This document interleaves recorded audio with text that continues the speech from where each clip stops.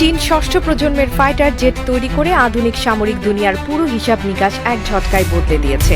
এতদিন ধরে আকাশের রাজত্বের গল্পে যুক্তরাষ্ট্র, রাশিয়া, ইউরোপের মতো দেশগুলো নিজেদের শ্রেষ্ঠত্ব দেখিয়ে এসেছে। তাদের কৌশল, প্রযুক্তি আর সামরিক শক্তি নিয়ে বারবার আলোচনায় উঠে এসেছে কেবল ওই কয়েকটি নাম।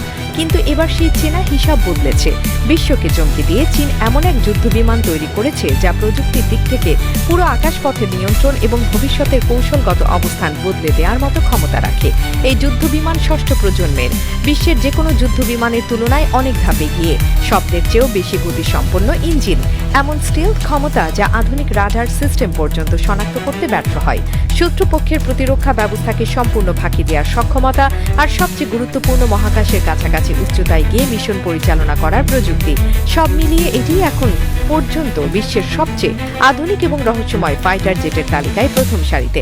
যেখানে যুক্তরাষ্ট্র বা রাশিয়া এখনো গবেষণা, উন্নয়ন আর পরীক্ষার মধ্যে সীমাবদ্ধ, সেখানে চীন ঘোষণা দিয়ে নিজেদের ষষ্ঠ প্রজন্মের যুদ্ধবিমান তৈরি করেছে এবং তা পরীক্ষামূলকভাবে সফলভাবে উড়িয়েছে। অর্থাৎ বাস্তবে নিজের হাতে এমন এক প্রযুক্তি দাঁড় করিয়েছে যা আধুনিক সময়ের সবচেয়ে আলোচিত সামরিক বিষয় হয়ে দাঁড়িয়েছে।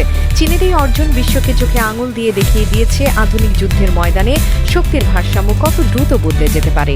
কয়েক বছর আগেও যখন বিশ্বের বড় বড় সামরিক বিশ্লেষকরা ভবিষ্যৎবাণী করেছিল চীনের এই পর্যায়ে পৌঁছাতে আরো অনেক বছর সময় লাগবে, তখন কেউ ভাবতেও পারেনি এত দ্রুত পরিস্থিতি বদলে যাবে। অথচ বাস্তবতা হচ্ছে চীন শুধু সময়ের আগেই নিজেকে প্রস্তুত করেছে, বরং এমন এক অবস্থানে পৌঁছে গেছে যেখানে আকাশপথে আধিপত্যের প্রশ্নে বিশ্বের অনেক পরাশক্তির জন্য নতুন করে উদ্বেগ তৈরি হয়েছে।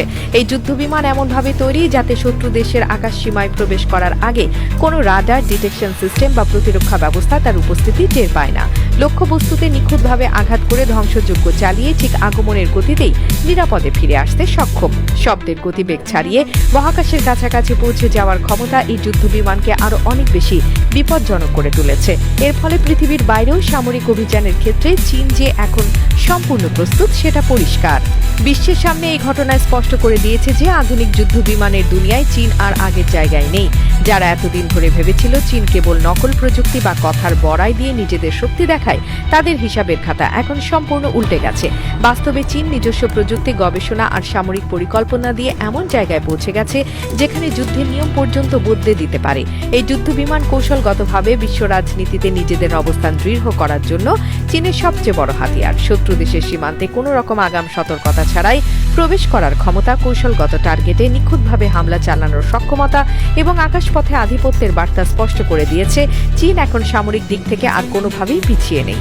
চীনের এই সাফল্য বিশ্বের অন্যান্য দেশকে নতুন করে চিন্তা করতে বাধ্য করেছে, কারণ ষষ্ঠ প্রজন্মের ফাইটার জেট থাকা মানে বিশ্ব রাজনীতির হিসাব নিকাশে অনেক বড় পরিবর্তনের সূচনা। আধুনিক যুদ্ধের ময়দান এখন আর কেবল শক্তি বা অর্থনৈতিক দাপটের উপর নির্ভর করছে না, প্রযুক্তি আর সময়োপযোগী পরিকল্পনাই এখন আসল শক্তি।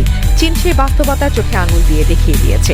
এই মুহূর্তে বিশ্বের শক্তিধর দেশগুলো যে শুধু চীনের দিকে তাকিয়ে আছে তা নয়, তারা নতুন করে নিজেদের সামরিক পরিকল্পনা, প্রযুক্তি উন্নয়ন এবং আকাশ প্রতিরক্ষা ব্যবস্থার খুঁটিনাটি হিসাব নিকাশ শুরু করে দিয়েছে।